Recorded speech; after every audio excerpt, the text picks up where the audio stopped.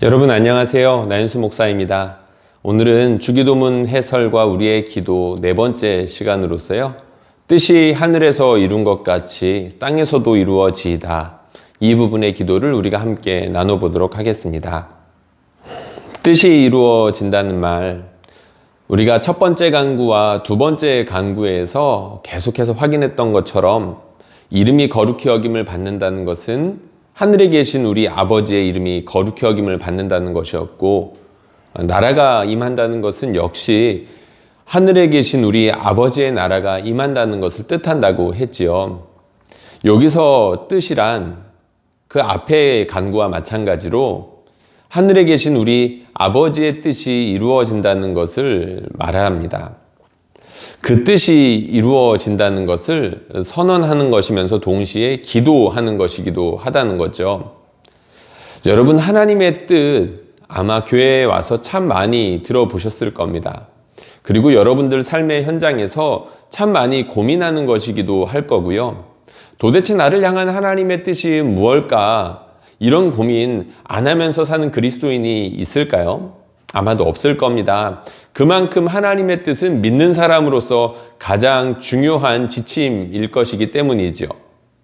그런데 아이러니하게도요, 역사 가운데, 특별히 교회사 가운데에서 이 하나님의 뜻만큼이나 곡해되고 오용되어 왔던 말만큼 그런 말이 또 없는 것 같습니다. 가장 유명한 이야기이기도 한데요. 십자군 전쟁 아마 들어보셨을 겁니다. 역사 책에서도 이렇게 한두 번 쭉 나오는 그런 주제이죠. 그 전쟁이 났을 때에 십자군 전쟁을 촉발시킨 아주 유명한 말이 있습니다. 그것이 무엇이냐면 바로 신이 원하신다라는 말이었죠. 유럽에 있는 그 군인들이 예루살렘을 탈환하고 그 지역에 있는 사람들과 싸워서 그 지역을 뺏어와야 된다라는 것이 하나님의 뜻이라는 것으로 포장되어서 전쟁을 일으켰고, 무려 100년이 넘는 그 시간 동안에 수많은 사람들을 그 끔찍한 지옥으로 끌고 간 그 전쟁이 바로 하나님의 뜻이라는 말에서 촉발되었다는 겁니다.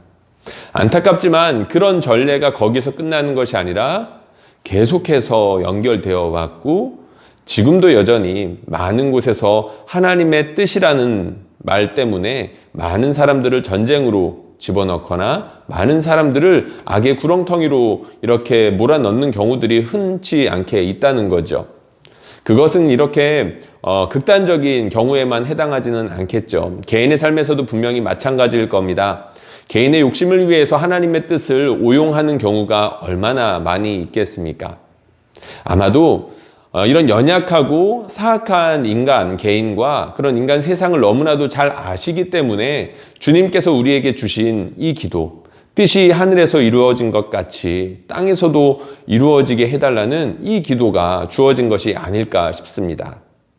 그렇다면 하나님의 뜻이란 무엇일까요? 역시 말씀으로 돌아가 봐야 되겠는데요. 여러분들 교환에 제가 이렇게 적어 놓았습니다. 하나님의 뜻이란 행해야 할 것과 이루어져야 하는 것이라고 써놓았죠.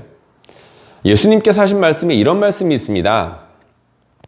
나더러 주여 주여 하는 자마다 천국에 들어갈 것이 아니요 다만 하늘에 계신 내 아버지의 뜻대로 행하는 자라야 들어가리라. 여기서 아버지의 뜻이 나오죠. 아버지의 뜻 명확하게 나오지는 않지만 반드시 순종해야 되는 것으로 나와 있습니다. 순종해서 행해야 그 하나님의 나라에 들어갈 수 있는 아주 중요한 그런 조건이라는 것이죠. 그리고 또 이루어져야 하는 것에 대해서 예수님께서 말씀하신 바가 있습니다. 조금 나아가사 얼굴을 땅에 대시고 엎드려 기도하여 이르되 내 아버지여 만일 할만하시거든 이 잔을 내게서 지나가게 하옵소서. 그러나 나의 원대로 마옵시고 아버지의 원대로 하옵소서. 우리가 잘 알고 있는 겟세마네 기도이죠. 십자가를 앞에 두고 순종하겠다라는 차원에서 하셨던 기도입니다. 그 십자가의 잔이 너무나도 두렵고 떨리는 것이었지만 아버지의 뜻이라면 기꺼이 그것에 순종하겠다라고 결단하신 그런 기도의 장면이었습니다. 예수님의 말씀처럼 이 기도처럼 하나님의 뜻, 하나님께서 원하시는 것은 반드시 이루어져야 하는 것으로서 우리가 기도해야 되는 것을 예수님께서 모범으로 보여주신 것이라고 할 수가 있겠죠. 이처럼 하나님의 뜻은 우리가 행하고 순종해야 되는 것이고 반드시 이루어져야 하는 것입니다. 우리가 간절하게 기도하면서 바라야 하는 그만큼으로 하나님의 뜻이 이루어져야 된다는 것을 이렇게 말하고 있다는 거죠. 그만큼 중요하다는 것 아니겠습니까? 어쩌면 좀 서론이 길었는지도 모르겠습니다. 아마 이 질문 하실 것 같아요. 그럼 도대체 하나님의 뜻이 뭐야? 사실 어렵지 않죠. 앞에 문맥에 다 나와 있지 않겠습니까? 예수님께서 이미 첫 번째 간구와 두 번째 간구에서 말씀하신 것이 있죠. 우리 아버지의 이름이 온 세상 가운데에서 거룩히 여김을 받는 것이 하나님의 뜻이고요. 아버지의 나라가 온 세상 가운데 권능으로 임하는 것이 우리 하나님의 뜻이라는 거죠. 그렇게 하나님의 이름이 거룩히 여김을 받고 하나님의 나라가 권능으로 임하는 것이 하나님의 뜻인데 그 뜻이 하늘에서는 이미 이루어졌다는 겁니다. 그런데 그렇게 하늘의 뜻이 이루어진 것처럼 이 땅 가운데에서도 반드시 이루어져야 되겠습니다. 라는 소원을 담은 간구라는 것입니다. 이처럼 하나님의 뜻은 첫 번째 간구와 두 번째 간구에 나와 있는 것처럼 아버지의 이름이 온 세상 가운데에서 거룩히 여김을 받으시는 것이고 온 세상 가운데 아버지의 나라가 권능으로 임하는 것을 뜻합니다. 그런데 이러한 내용이 기도하는 사람들에게 요구하는 바가 있습니다. 기도하고 끝났다는 게 아니죠. 예수님께서 이 기도를 가르쳐 주셨을 때 기도하는 사람들이 마땅히 취해야 할 태도나 그런 마음에 대해서 여기서 이렇게 품고 있는 뜻이 있다는 겁니다. 뜻이 하늘에서 이룬 것 같이 땅에서도 이루어지다 라는 기도를 하는 사람이라면 그 마음 가운데 그리고 그 일상 가운데 이러한 삶의 태도를 견지해야 된다는 거죠. 어떤 것들이 있을까요? 우선 첫 번째로는 하나님의 뜻에 나의 뜻을 맞추겠다는 것을 의미합니다. 그러니까 결단의 의미가 있는 것이죠. 나의 삶을 통해서 하나님의 뜻이 이루어져야 하는데 나의 죄 그리고 내가 원하는 바가 하나님의 뜻과는 너무나도 멀 수 있지 않겠습니까? 그리고 우리가 하나님의 뜻을 모를 수도 있겠죠.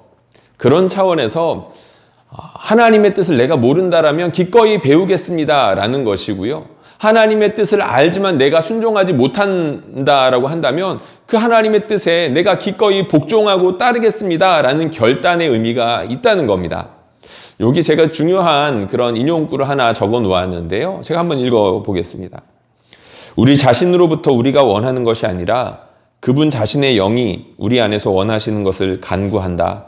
그 영이 속에서 가르치시는 바 그분 자신을 즐겁게 하는 것들을 사랑하는 것을 배우자. 그리고 그분 자신이 거스르는 어떤 것들이라도 미워하며 혐오하는 것을 배우자. 하나님의 뜻에 대해서 존 칼빈 종교개혁자죠. 이런 말을 한 겁니다. 하나님께서 기뻐하시는 것이라면 우리도 기꺼이 그 기쁨에 동참할 수 있도록 하고 하나님께서 싫어하시고 미워하시는 것이라면 우리도 기꺼이 하나님께서 미워하시는 것을 미워할 수 있는 그런 마음이 되도록 우리 안에서 역사하시는 성령을 따라 그렇게 살아가자라고 이야기했다는 겁니다. 그렇게 하나님의 뜻에 우리의 뜻을 기꺼이 맞추겠다라는 의미 바로 이 기도에 담겨져 있다는 것이죠. 그리고 여기에는 하나님께서 원하시는 뜻이 나 말고 나 이외의 사람들 그러니까 내 주변에 있는 사람들 가운데에서 반드시 이루어져야 되지 않겠습니까? 그런데 내 주변 가운데서 그러한 일들이 이루어지지 않았을 때 기꺼이 내가 그러한 상황 가운데에 가만히 있지 않고 하나님의 뜻이 이루어지는 것을 위하여 기꺼이 참여하는 삶 그러니까 하나님의 나라의 자녀로서 백성으로서 그 뜻이 이루어지기 위하여서 결단하고 그러한 삶 가운데에서 영적인 싸움을 싸우겠다라는 의미가 담겨져 있습니다. 나의 삶에서는 하나님의 뜻이 이루어지고 있는데 그래도 나는 적어도 하나님의 뜻에 순종하려고 하고 있는데 저기에서는 하나님의 뜻이 무엇인지도 모르고 도무지 관심도 없고 알더라도 순종하려는 의지조차 없는 그곳에 있을 때 그 하나님의 뜻이 이루어져야 되는데 라는 간절한 마음을 가지고 내버려 두지 않겠다는 거죠. 적어도 기도로 참여하고 하나님의 백성으로서 하나님의 군사로서 하나님의 뜻을 위하여 기꺼이 행동하겠다라는 것을 그 의미를 담고 있다는 겁니다. 이름이 거룩히 여김을 받아 주십시오. 하나님의 나라가 임하여 주십시오라는 기도를 했을 때 거기에는 영적인 싸움이라는 전제가 있다라고 말씀을 드렸죠. 그래서 기도가 치열할 수밖에 없다라고 말씀드렸습니다. 그 뜻이 바로 여기에도 포함되어 있다는 거죠. 우리는 영적인 전쟁터를 살아갑니다. 나에게서도 그러한 싸움이 일어나지만 나 이외의 사람들도 그러한 삶을 살아가게 되는데 내버려 두지 않겠다는 거죠. 특별히 믿는 사람들 가운데 연합하며 하나님께서 하나 되게 해 주시는 그런 놀라운 그 신비 가운데 우리가 함께 참여하게 되는데 우리가 의지적으로 하나님의 뜻이 나 이외의 사람 삶 가운데에서도 이루어지도록 그것을 위하여 기꺼이 헌신하겠습니다 라는 의미를 가지고 있다는 것입니다.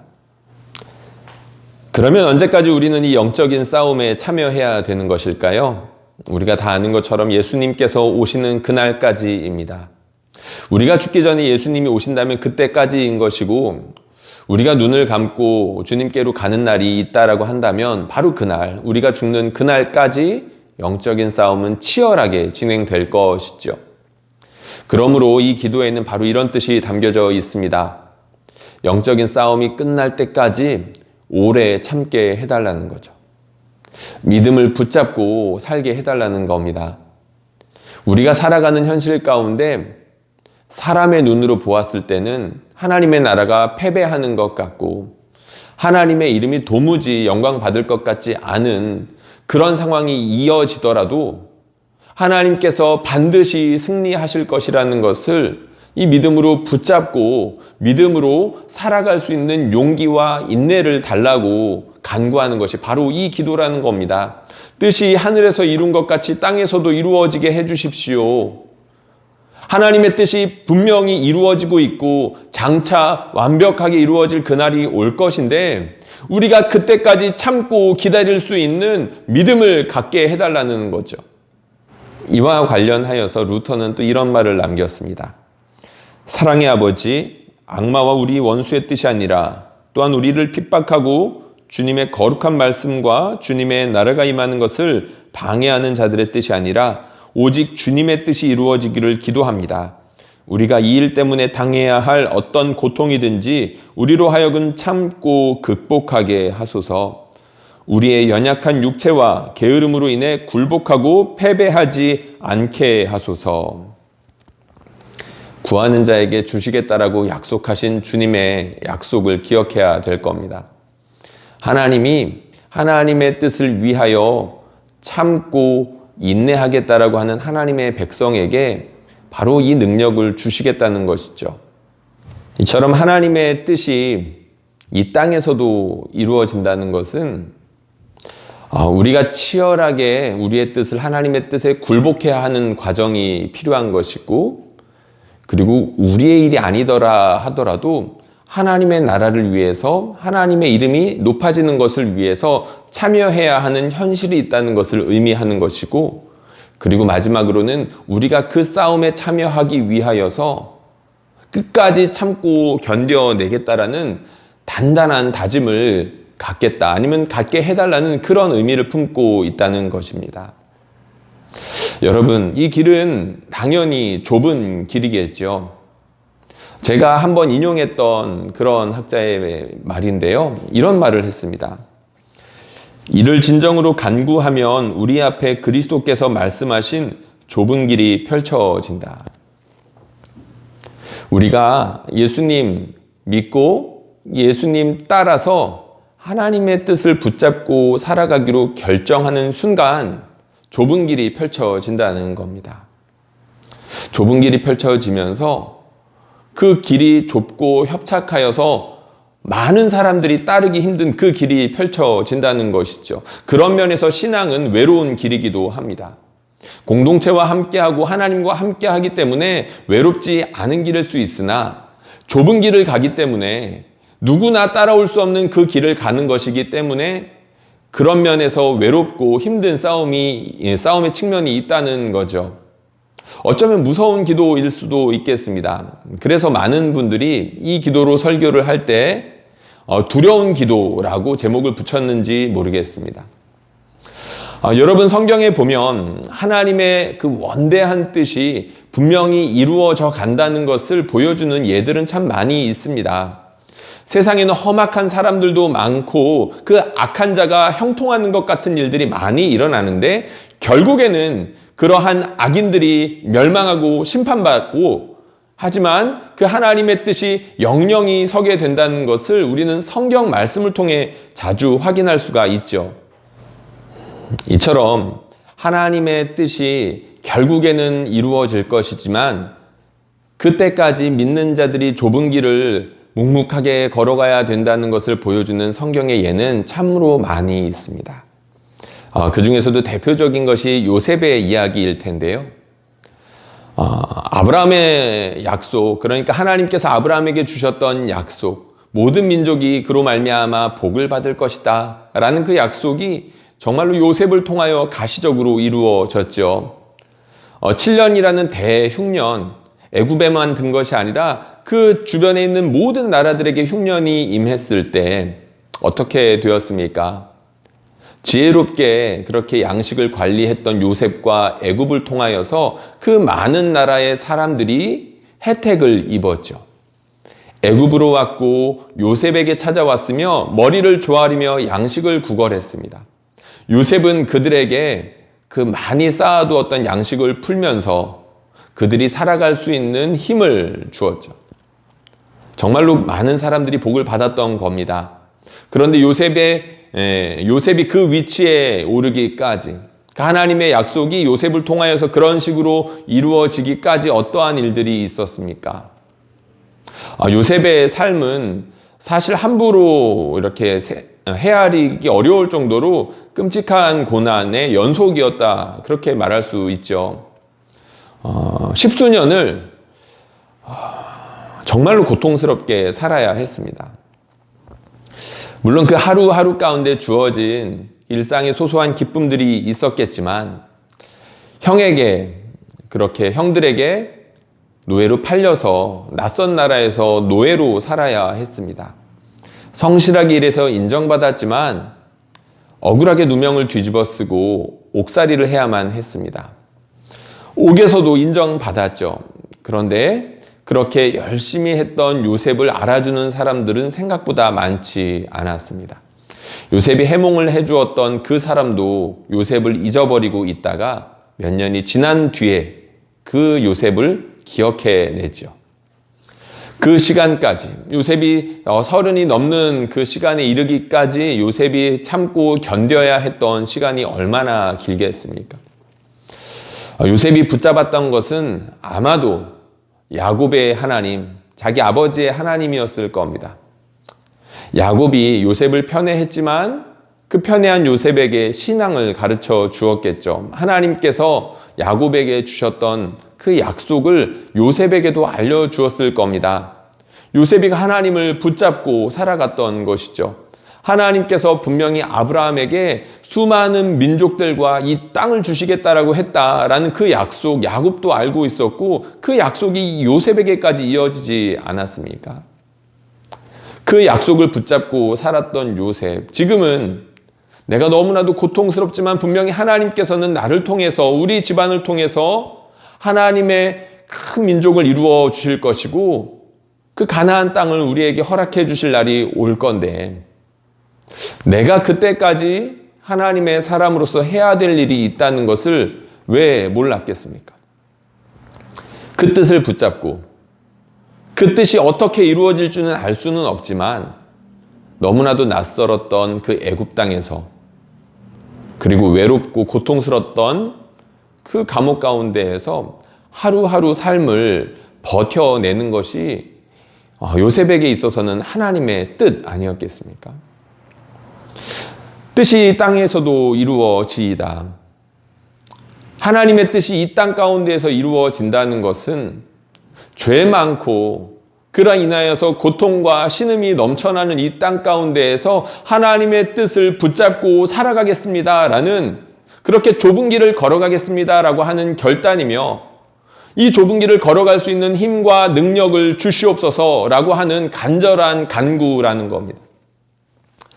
이처럼 힘든 세상을 살아가는 그것이 우리에게 주어져 있는데, 라이놀드 니버라는 사람이 이 힘든 세상을 살아가는 우리 그리스도인들에게 적당한 기도의 모범이 되는 것을 하나 보여주었습니다. 주님, 내가 변화시킬 수 없는 일에 대해서는 그것을 받아들일 수 있는 평온한 마음을 주시고, 내 힘으로 고칠 수 있는 일에 대해서는 그것을 고칠 수 있는 용기를 주소서. 그리고 이 두 가지를 분명히 깨달을 수 있는 지혜를 허락해 주소서. 적극적으로 영적인 전쟁에 참여할 뿐만 아니라 내 힘으로 할 수 없는 것에 대해서는 믿음을 가지고 참고 기다릴 수 있는 그러한 능력도 달라는 것이고, 그렇게 참여하는 것과 내가 참고 기다려야 하는 것에 대해서 분별하고 온전히 하나님의 뜻대로 그 자리에 서 있을 수 있는 지혜를 달라는 기도, 적당한 모범이 될 것 같습니다. 뜻이 하늘에서 이루어진 것 같이 땅에서도 이루어지다라고 가르쳐 주신 그 예수님의 기도를 지금 현대시대에 맞춰서 적당하게 변형한 것이라고 할 수 있다는 거죠. 여러분들께서 주시는 그 과제와 기도 제목들을 보면서 마음이 무거워지기도 하고요. 그래도 이제 강사를 믿어주시고 솔직하게 내주시는 기도를 보고 간절하게 기도하게 됩니다. 오늘은 조금은 어려울 수도 있는 그런 과제를 하나 내드리려고 합니다. 그것은 다름 아니라 기도문을 작성하는 건데요. 우리가 주기도문의 전반부를 지금까지 끝냈는데, 이 전반부를 다시 한번 여러분들 생각해 보면서 여러분들이 가장 간절히 기도하는 것들을 이 주기도문 전반부 내용에 맞춰서 이 A4 한 장에 써보는 겁니다. 내가 기도하는 대상이 어떤 것인지, 어떤 분이신지, 그리고 그분이 어떻게 기도하라고 가르쳐 주시는지를 생각해 보면서 내가 간절히 기도하는 것을 이 주기도문 형식에 맞춰서 한번 써보는 거죠. 우리는 날마다 우리의 감정이나 상황이 바뀌는 것에 따라 기도가 바뀔 수 있는 여지가 너무나 많습니다. 물론 우리의 고집도 너무나도 강해서 우리가 동일하게 기도한다 하더라도 그 기도가 하나님의 뜻에 어긋날 수도 있겠죠. 그런데 우리가 정확한 지침을 배우지 않았겠습니까? 주님께서 가르쳐 주신 이 기도의 모범에 맞추어서 우리가 기도하는 것을 한번 돌아보고 직접 우리가 한번 생각하면서 써보는 겁니다. 그러면서 멋진 기도문을 만들어 보는 거죠. 이 기도문을 가지고 직접 기도를 계속해서 하는 겁니다. 여러분 나름의 주기도문을 만들어 본다는 거죠. 어쩌면 생각해야 되는 시간이 필요하고 적어보는 것에도 이렇게 정리하기 위해서 나름의 시간이 필요한 과제일 겁니다. 그렇지만 여러분들에게 굉장히 큰 유익이 될 겁니다. 내가 도대체 무엇을 위해서 기도했는지 정직하게 돌아볼 수 있는 시간이 될 거고요. 예수님께서 가르쳐 주신 가장 확실한 그런 방법에 의해서 그 지침에 따라서 내 기도를 수정해 보는 거죠. 그리고 이 기도를 붙잡고 여러분들의 마음이 정말로 성령을 따라서 간절하게 기도하게 되는 것을 경험하게 되실 겁니다. 어렵겠지만 꼭 해보셨으면 좋겠습니다. 오늘 강의는 여기까지 하도록 하고요. 다음 시간에 만나도록 하겠습니다. 여러분 수고하셨습니다.